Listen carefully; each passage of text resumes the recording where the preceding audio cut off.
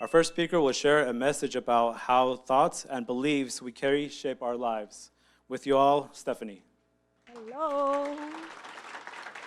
So I asked for this card. I didn't steal it. I swear. I'll be returning it back. You get why do I have these things here in my card throughout my speech. But I would like you to focus on the slides, not on me. I'll kind of be more like a narrator. But if you want to look at me, feel free to do so. Thank you.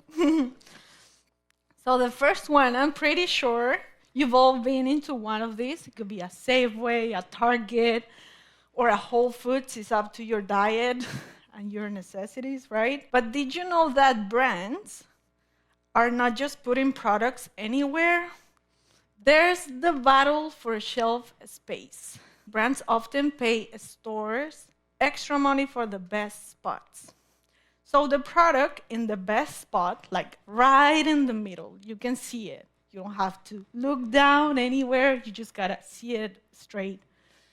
It's not always the best product. Sometimes it's just the brand that paid more or has more power. But if you have to bend down, stretch up, or search harder, like for me, I had 2 accidents and I cannot like do this very easily. It hurts. So for me, it's not easy to just check the products at the bottom. This is very important for my presentation because last year I came up with a metaphor that changed my life.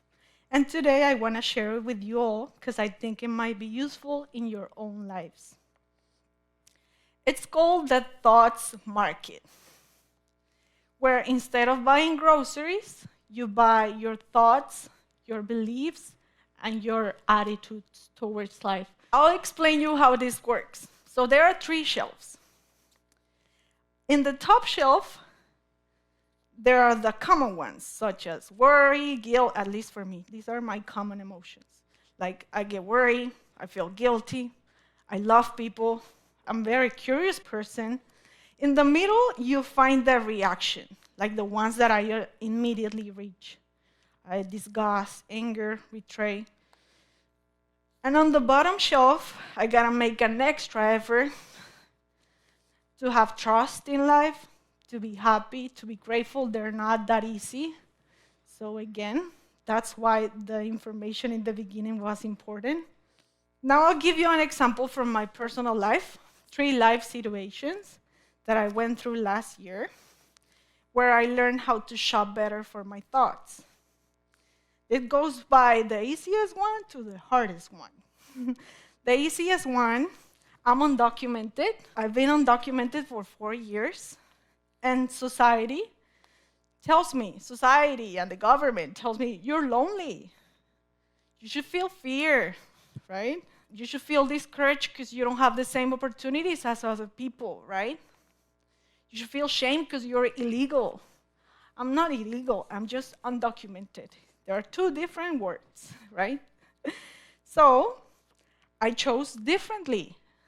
It's my card. Everyone, in my opinion, has their own card because it's your life and you get to decide what you put in your card. You don't have to accept what the government or society tells you. And instead, I choose to be happy. Every day I'm happy here in this country. I'm thankful to the US. I feel grateful, of course. I feel calm despite all the threats from the government that I should go, right? And I feel creative. Something that I learned from being undocumented is that, okay, I have to take another route. I gotta make it differently. But it's still possible, and I love that. So now let's go with the second moment, which involves my mom. So my mom, last year, she shared with me her struggle with depression. So the first thing that I got from the shelf was worry. Okay, I need to save her. I need to do something. Then guilty. I'm guilty because I'm not next to her. And I could be, but just living my life here in the US. Then pity for her life, pity for her life struggles, and regret if something happens and I'm not with her. But I get to choose what I put in my cart again. I can choose differently. I don't want to take those things to my house, not to my heart, not to my mind. So I chose calmness. I chose compassion for her life struggles. Trust in God, trust in the universe, trust that whatever happens, I'll be able to handle it. And love, because I love her and I love whatever decisions she makes for herself. That was the second life situation that I have. But the third one,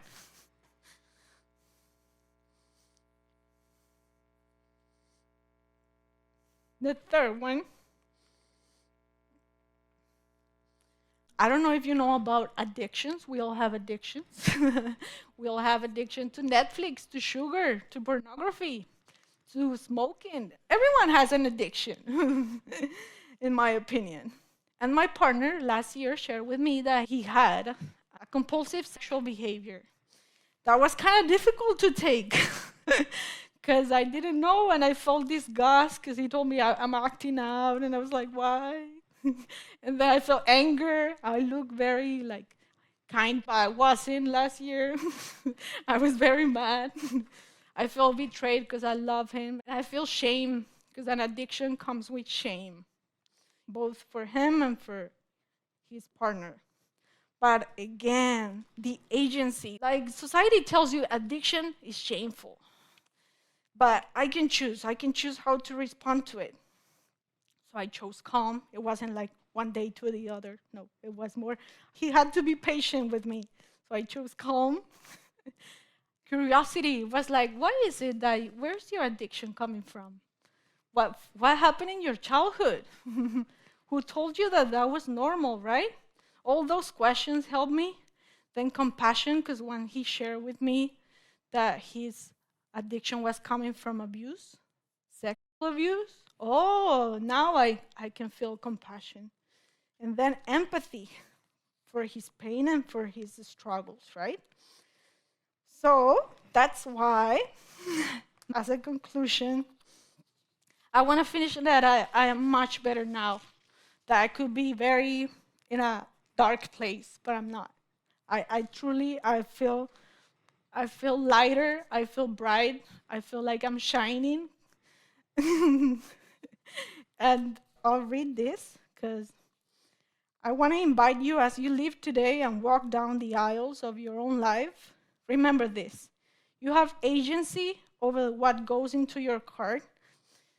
Each day you get to decide, will you take home thoughts that weigh you down or beliefs that lift you up? Don't fall for the tricks of brands, society, or the government. Remember that, same as in a supermarket or as in life, everything is available, but not everything is worth taking home.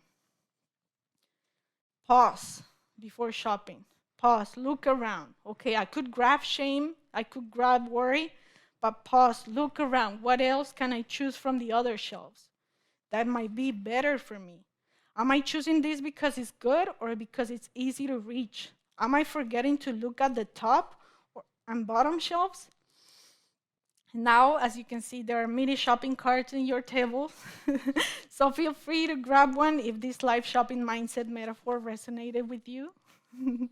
And place it in your office or wherever, in the bathroom, if you feel like I need to remind myself of this. And I truly hope you show for what truly nourishes you and train yourself. I love this phrase. Train yourself to scan the whole section. Because if we're lazy people, we'll get the easiest one, right? But we're not lazy. Yeah, that's my invitation, and thank you all very much for listening. Thank you.